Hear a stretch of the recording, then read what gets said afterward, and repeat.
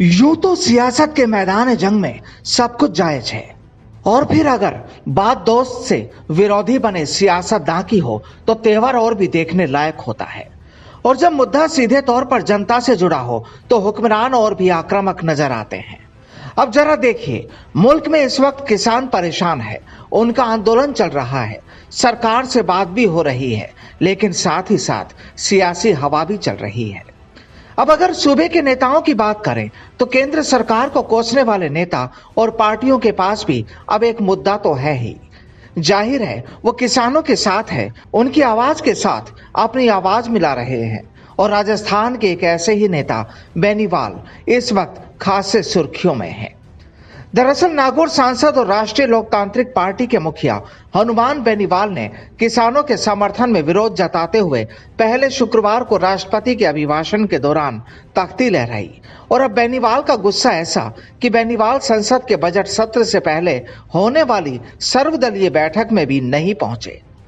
बेनीवाल ने कहा कि आज वर्चुअल माध्यम से संसद के बजट सत्र को लेकर होने वाली सर्वदलीय बैठक का किसान आंदोलन के समर्थन में बहिष्कार करता हूं और माननीय प्रधानमंत्री जी से पुनः अपील करता हूं कि आप तत्काल प्रभाव से किसानों की मांग पर सकारात्मक निर्णय लें और कृषि बिलों को वापस लेने की घोषणा करें।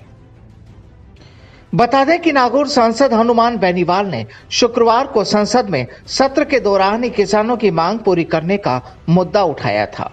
इस दौरान बेनीवाल ने सदन में तख्ती लहराते हुए विरोध भी किया। तख्ती पर लिखा, तीनों काले कानून वापस लो। उन्होंने कहा कि केंद्र सरकार को तीनों कृषि बिल वापस लेने ही पड़ेंगे। गौरतलब है कि किसानों के समर्थन में बेनीवाल ने कानून वापस लेने की मांग करते हुए एनडीए से अलग होने का ऐलान भी कर दिया है। इसके बाद से उन्होंने नागौर समेत राज्य के दूसरे जिलों से किसानों को साथ लेकर दिल्ली बॉर्डर पर प्रदर्शन किया था।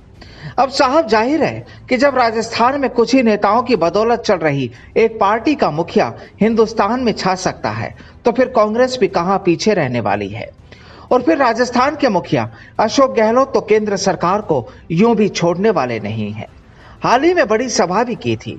मोदी सरकार को किसान विरोधी करार दिया था और सरकार को आड़े हाथ लिया था। अब जब बेनीवाल ने केंद्र को चेताया तो फिर गहलोत ने भी एक बड़ी मांग रख दी। दरअसल मुख्यमंत्री अशोक गहलोत ने 26 जनवरी की घटना की जुडिशरी जांच की मांग कर दी है।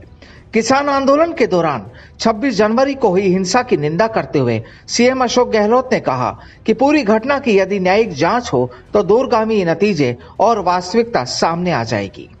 मुख्यमंत्री ने कहा कि जो हरकतें हुई उसमें बीजेपी का नाम आ रहा है, बीजेपी के इशारों पर ये सब हो रहा है। को नहीं बैठाई जाएगी। अगर जुडिशरी में बैठाते तो लॉन्ग टर्म मालूम पड़ता आपको। वास्तव में जो लोग लगभग 70 दिन तक शांति के साथ बैठे हुए थे वो तो ऐसी गड़बड़ी कर नहीं सकते। और ऐसी क्या स्थिति बन गई कि कुछ लोगों ने आकर के लाल किले तक पहुंच गए। वहाँ पर ये जांच के विषय मैं समझता हूँ कौन क्या कर रहा है वो तो दूसरी बात है, परंतु स्थिति ऐसी बन चुकी, अविश्वास इतना पैदा हो चुका है। उसके अंदर आरोप जो लग रहे हैं जिस रूप में कल गए उनको जाके आपस में भिड़ने की जरूरत नहीं थी। ये काम पुलिस का है, सरकार का, वो क्या फैसला करती है, क्या वार्ता करती है किसानों से। आप गांव वालों को भेज दो, वहां जाकर के टकराव पैदा कर रहे हो, ये अच्छी बात नहीं। अब जब प्रदेश के मुखिया बोले तो उनके मंत्री कैसे पीछे रह सकते थे। परिवहन मंत्री प्रताप सिंह खाचरियावास ने भी लाल किले पर हुई हिंसा को लेकर बीजेपी को ही जिम्मेदार ठहरा दिया। खाचरियावास ने कहा कि लाल किला भाजपा की खरीदी हुई जमीन नहीं है, यह देश की आन बान और शान है। जनता को खाली जगह मिली तो वो चले गए, लेकिन उनके हाथ में देश का तिरंगा था। किले में घुस गए। मेरे एक बात समझ में नहीं आ रही, लाल किला कोई भारतीय जनता पार्टी का ऑफिस नहीं है, भारतीय जनता पार्टी की खरीदी हुई जमीन नहीं है, भारतीय जनता पार्टी का कार्यालय नहीं है। लाल किला इस देश की आन बान और शान का प्रतीक है और यहाँ पर हिंदुस्तान की जनता का अधिकार है। खाली जगह थी, आंदोलनकारी घुस गए, लेकिन क्या लेकर घुसे? तिरंगा लेकर। बहरहाल किसान सड़कों पर है, आंदोलन कर रहा है और अब उनके साथ खड़ी कांग्रेस और दूसरे तमाम नेता अपना दर्द भी बयां कर रहे हैं। वैसे ये कोई नई बात नहीं, विरोधी पार्टी और नेता की भी मजबूरी होती है खिलाफत करने की। लेकिन हाँ, इतना जरूर है कि इस तरह के वाक्यों के बाद चर्चाएं होना तो लाजमी है, फिर चाहे वो पार्टी हो या फिर कोई नेता। Bureau report, the fact India.